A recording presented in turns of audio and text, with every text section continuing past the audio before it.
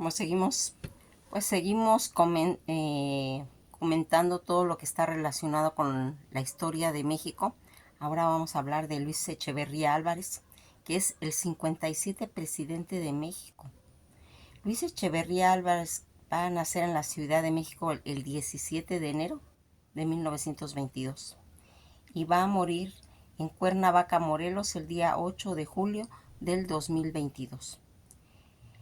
Él, siendo un abogado diplomático político mexicano que se va a desempeñar como presidente de México desde el día 1 de diciembre de 1970 al 30 de noviembre de 1976.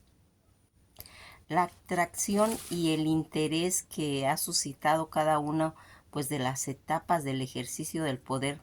desde la presidencia de la República Luis Echeverría, en el momento histórico que cada uno de quienes han ocupado pues ese cargo, y ha ido evolucionando toda la relación en cuestión a la política, la economía social que le correspondió en ese momento a él, constituye un centro del libro sobre Luis Echeverría Álvarez, que ahora pues vamos a estar comentando, en los que es muy importante porque fíjense en algo que aquí es muy interesante. Siempre que hablamos de biografía, siempre lo hacemos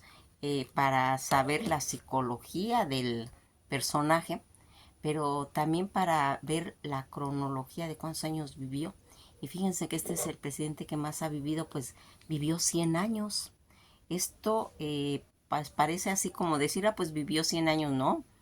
Ya hemos estado comentando que ahorita pues mucha de la gente anda entre 90 años en adelante, y este presidente pues va a llegar a la edad de 100 años. Como dato pues curioso se puede decir, en 1946 él va a iniciar su carrera política como secretario particular del presidente del PRI, Rodolfo Sánchez Taboada.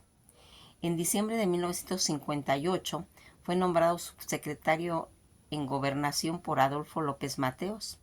En noviembre de 1963 va a acceder como secretario de Gobernación tras la renuncia de Gustavo Díaz Ordaz, hasta que finalmente renunció a este en 1969, cuando su partido lo designa como candidato presidencial. Durante todo su mandato, la economía mexicana va a crecer un nivel de 6,1%, promovido pues con todo ese, se puede decir, desarrollo, tanto en los puertos marítimos como en los puertos Madero y Lázaro Cárdenas. Se va a crear el Consejo Nacional de Ciencias y Tecnología, el Instituto del Fondo Nacional de la Vivienda para los Trabajadores y la Procuraduría Federal del Consumidor, el Instituto Mexicano de Comercio Exterior, y su política exterior fue pues en cierta forma activada después de su presidencia,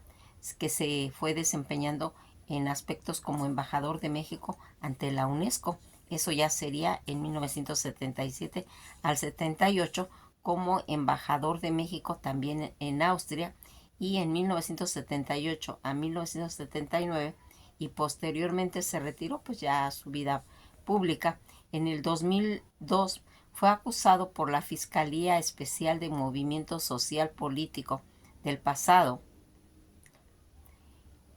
de fraguar junto con Gustavo Díaz Ordaz la matanza del día 2 de octubre de 1968 e implementar durante su gobierno una estrategia de terrorismo de Estado, la Guerra Sucia, con el fin de aniquilar a personas y movimientos disidentes a su gobierno. Se convirtió en el primer expresidente mexicano en recibir 2 órdenes de aprehensión imputadas por genocidio y en cumplir prisión domiciliaria durante 2 años y 4 meses. En el 2009 fue liberado con reserva de la ley y falleció con una averiguación previa abierta ante la Fiscalía General de la República, que es la FGR, El origen de su familia y los estudios con los que él se fue desempeñando, pues con toda esa ascendencia vasca que él descendía. Luis Echeverría Álvarez va a nacer en la Ciudad de México el día 17 de enero de 1922, siendo hijo de Rodolfo Echeverría Esparza y Catalina Álvarez Jayo, y su hermano mayor, el actor mexicano Rodolfo de Anda. Su abuelo paterno fue el médico militar Francisco de Paula Echeverría y Dorantes. Su padre, Rodolfo Echeverría Esparza, va a ocupar varios cargos públicos de nivel medio, entre ellos en 1931 a 1933 se va a desempeñar como pagador del ejército mexicano en Ciudad Victoria, Tamaulipas, ciudad a la que se va a trasladar su residencia, pues la familia durante pues dicho periodo, al término del cual van a retornar nuevamente a la Ciudad de México. Posteriormente fue funcionario de la Tesorería de la Federación, residente de la ciudad en Ciudad Victoria. Inició su educación primaria en la escuela Nancy L. Lee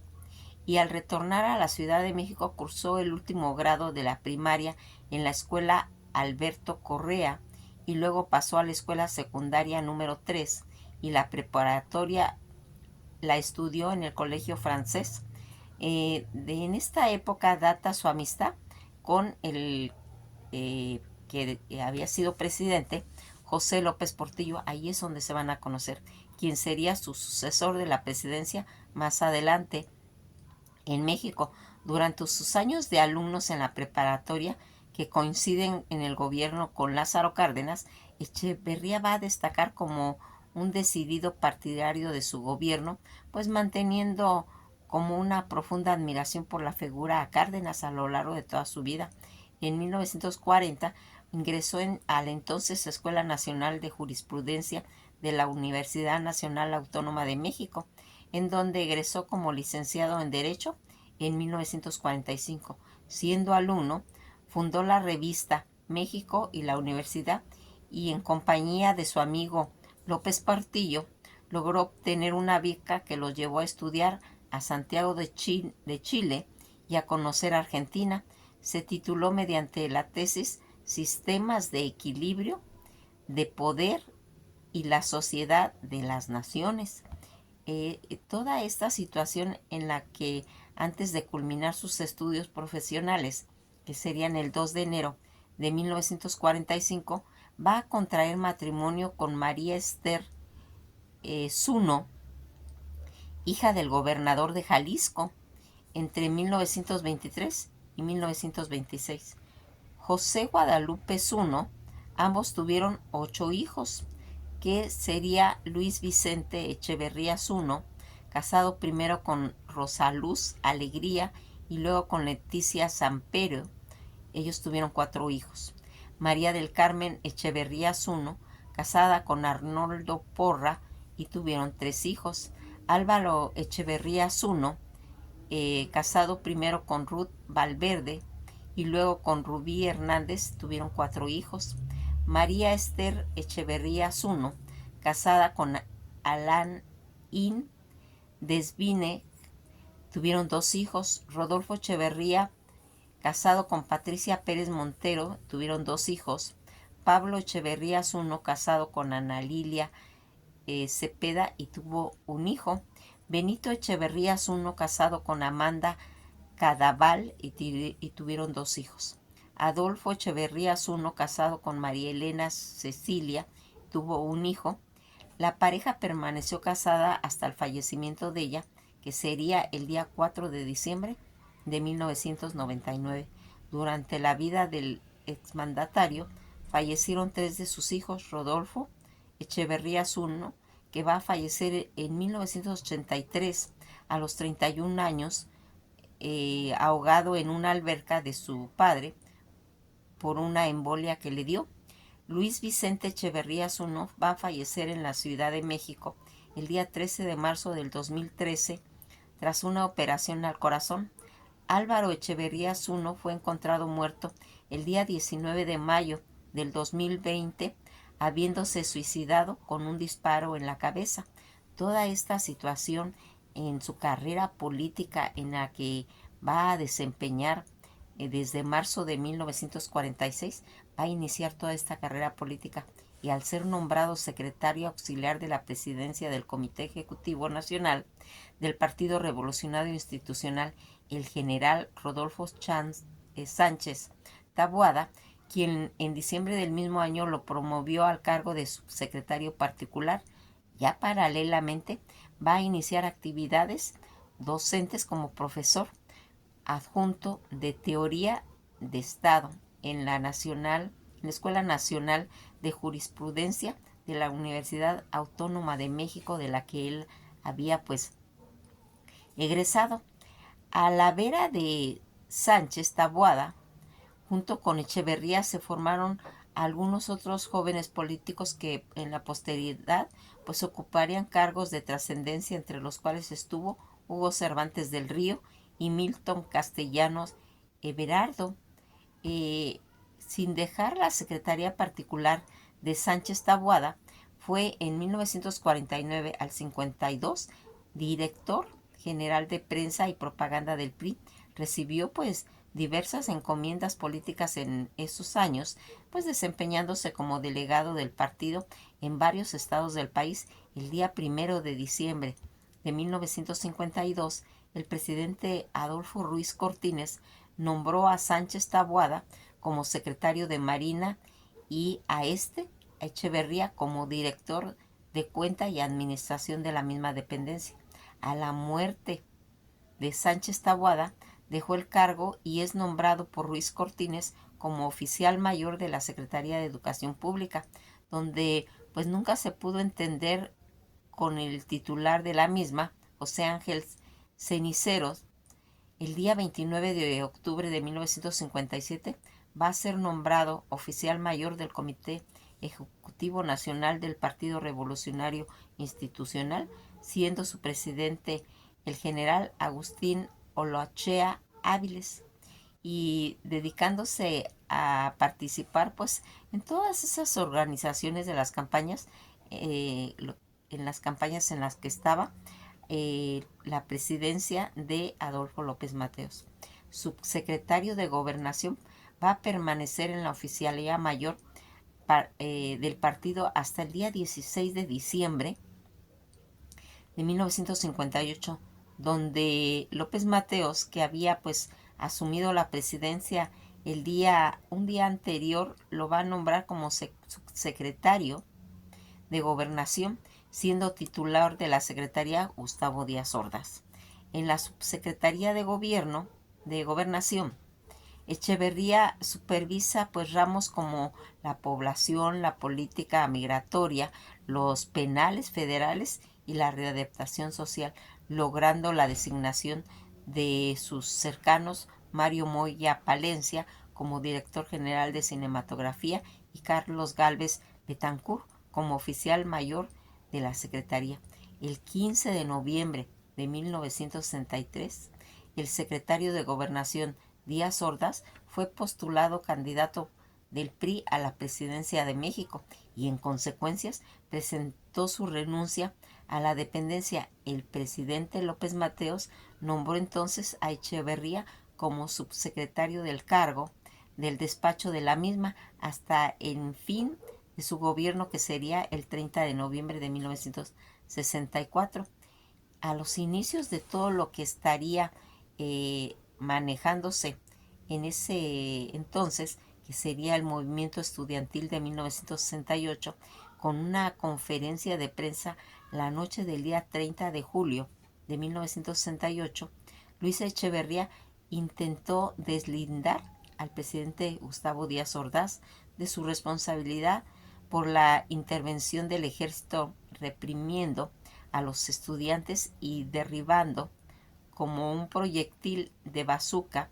la puerta de la preparatoria. En esa conferencia de prensa, Echeverría dijo que había solicitado él mismo, junto con el jefe del Departamento del Distrito Federal, la intervención del ejército, facultad que estaba reservada para el titular del Ejecutivo, de modo que Echeverría declaró haber cometido un acto, pues se puede decir ilegal, la ilegalidad del hecho y el carácter político de la represión pues ejercida en el régimen pues fueron señalados en ese momento por la periodista en ese entonces Edmundo Gardón,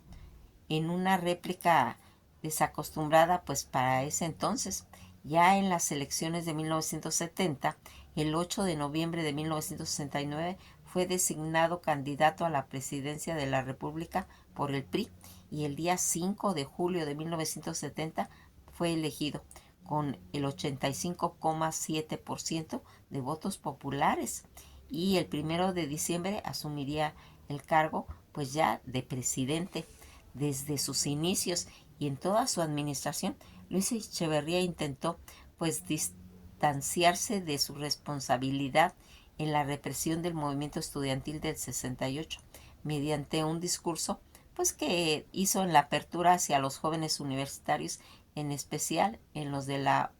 Universidad Nacional Autónoma de México.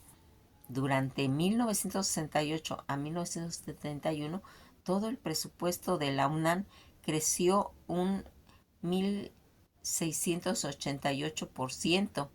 al sector burocrático que aumentaría unos 600,000 en 1972 y a 2,2 millones en 1976,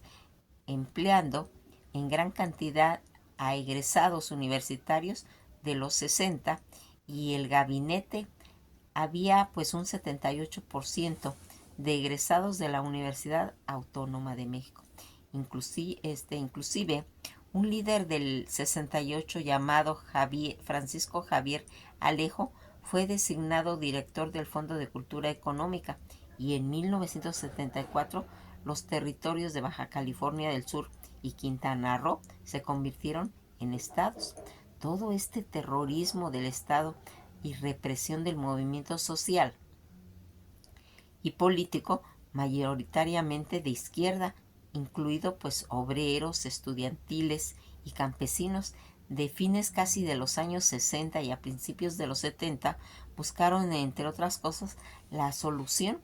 a demandas tanto sociales, pero principalmente búsqueda de una auténtica democracia en México ante el autoritarismo del gobierno de México, controlado por los partidos revolucionarios institucionales que fungieron como un partido hegemónico,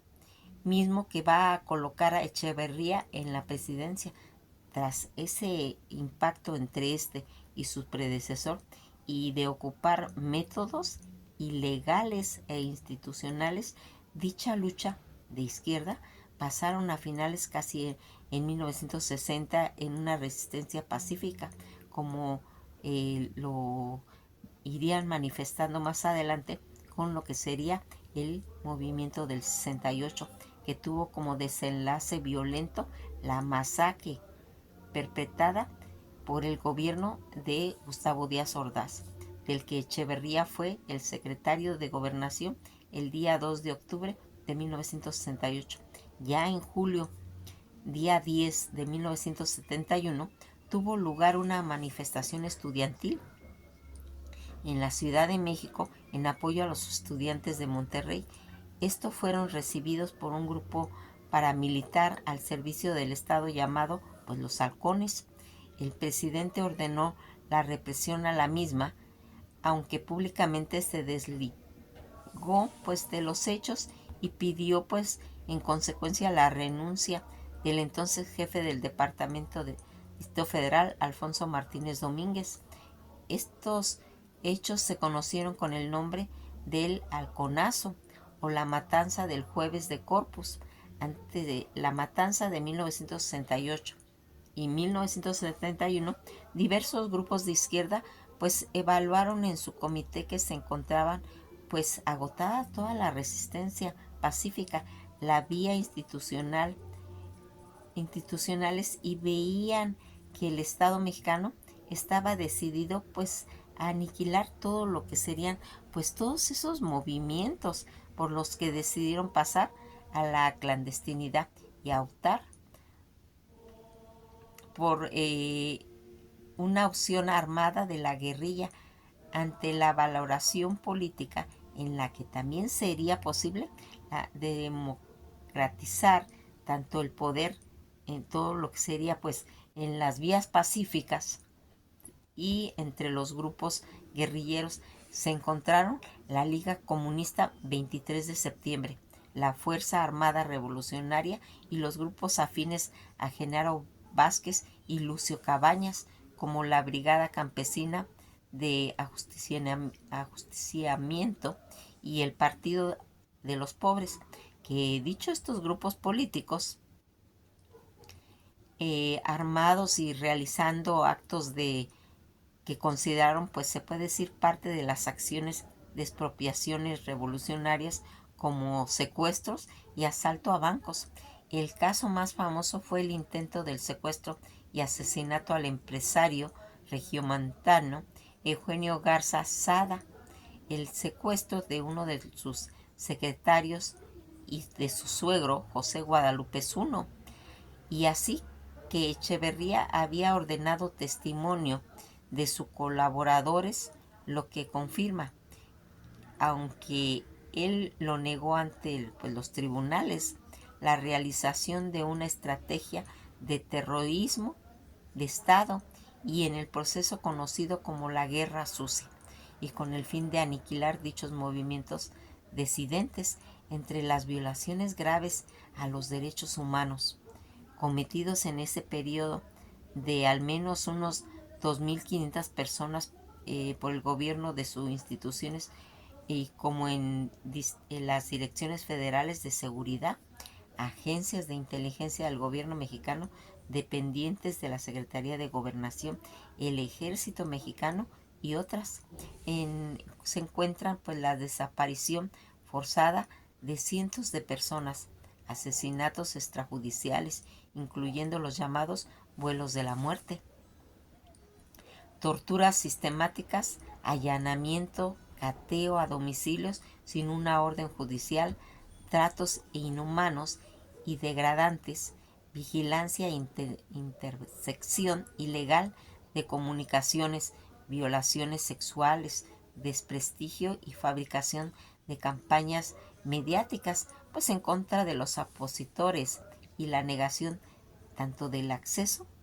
de justicia y el debido proceso a la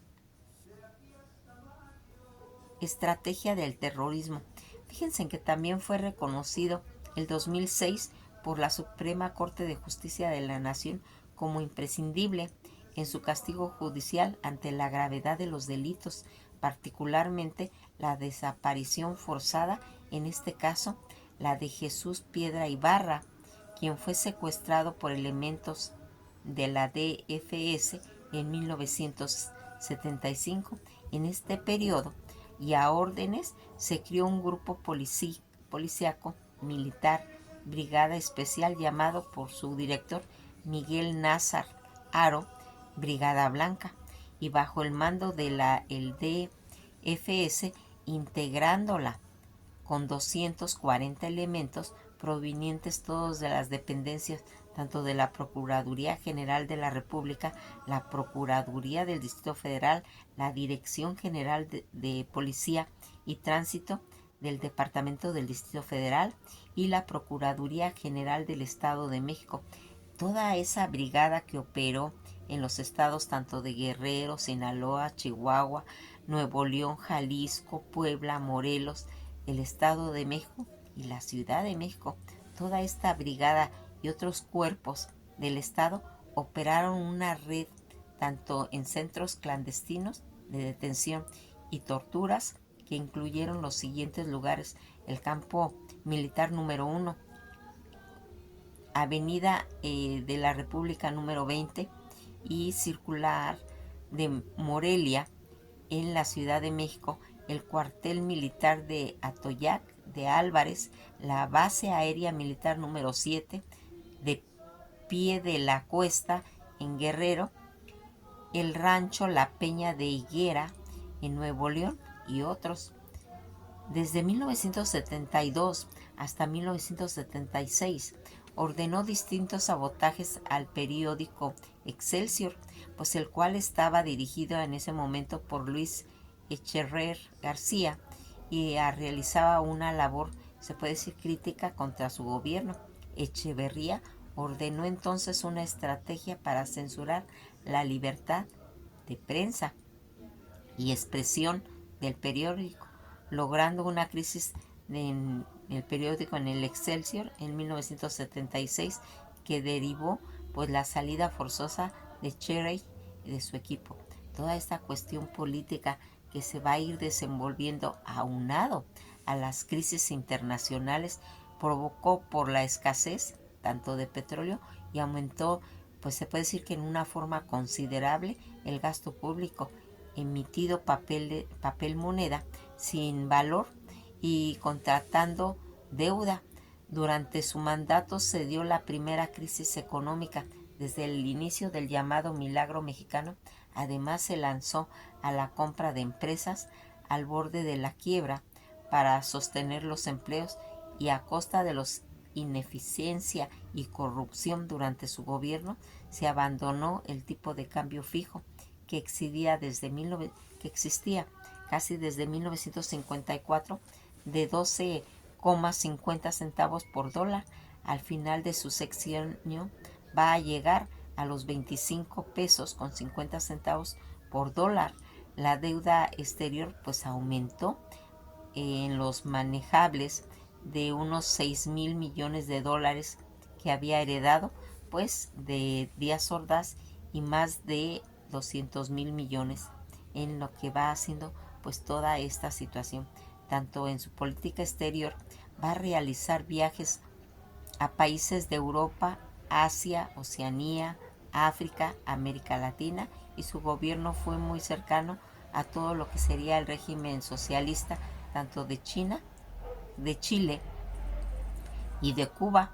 Va a dar asilo a Hortensia Bussi, esposa del presidente chileno Salvador Allende. Cuando este murió en 1973, después de ser derrocado por el gobierno del estado de Augusto Pinochet, también dio asilo político a gran número de exiliados provenientes de la dictadura de América del Sur, pero como se mencionó anteriormente, tuvo mano dura con el movimiento de izquierda nacional. Desde la presidencia promovió la Declaración de México sobre la igualdad de la mujer y la contribución del desarrollo y la paz, proclamando la Conferencia Mundial del Año Internacional de la Mujer. Más tarde, la resolución de 3.379 de la Asamblea General de las Naciones Unidas, y en las que se equiparó al sionismo con el apartheid sudafricano, y como una forma de discriminación racial. Lo anterior pues le produjo un boicot turístico de la comunidad judía estadounidense en contra de México, que visualizó tanto conflictos internos y externos de la política en lo que estaba relacionado con la época de Echeverría. Toda esta prohibición también tuvo que ver en la música del rock, como consecuencia de numerosas movilizaciones y protestas estudiantiles y juveniles que surgieron durante la presidencia. El PRI y el presidente Echeverría intentaron neutralizar a la juventud altamente politizada, y a finales de 1971, luego de la matanza de Corpus Christi y el Festival de Rock y Ruedas de Avándaro, Echeverría declaró la prohibición de prácticamente de todo tipo de música de rock grabada por grupos nacionales, la prohibición también conocida popularmente como el Avandarazo, ya que surgió en respuesta al Festival de Avándaro, el cual había sido duramente criticado por el sector conservador del PRI, cuyo restricciones de grabar casi cualquier tipo de música del rock, así como la prohibición de su venta en las tiendas de música. También fueron prohibidos los conciertos de rock masivo, la emisión radial de música de rock La prohibición se mantuvo por varios años y solo comenzó a ser levantada pues gradualmente en los años de 1980, en lo que sería ya la sucesión presidencial. El 1 de diciembre de 1976 entregó la presidencia a José López Portillo, quien se había desempeñado como secretario de Hacienda, y en la segunda mitad de su sexenio Echeverría buscó el puesto de secretario de la Organización de Naciones Unidas, pero no lo obtuvo. Kurt Waldheim fue reelegido. Ya en cuestión, pues lo que estaría ya relacionado con sus problemas de salud, que lo vamos a ir platicando pues más adelante, también para informarles toda esa relación que tuvo él con la CIA y la KGB.